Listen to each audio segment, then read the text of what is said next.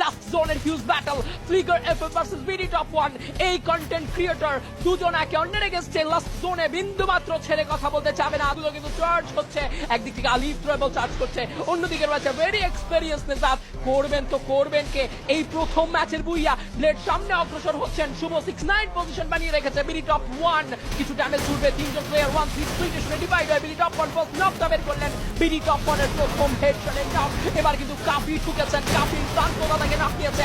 আরো একটা crucial knock আলিফ David ওয়াইটি। এই মুহূর্তে কি পারবেন দলকে একটা ব্যাকআপ প্রোভাইড করতে? বিডি টপ 1 যতবার নক করছেন ততবার রিভাইভ করছেন এবং একই রকম ভাবে কিন্তু নকগুলো করে নিচ্ছে বাংলাদেশ টপ 1রা।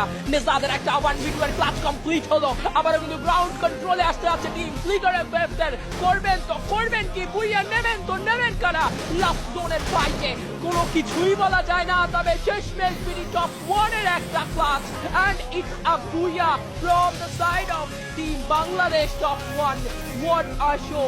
লাস্ট জোনের ইন্টেন্স ব্যাটল এবং শেষমেশ আলিফের এমভিপির মধ্য থেকে একটা দুর্দান্ত বুইয়ার পূর্ণতা পেতে দেখলাম।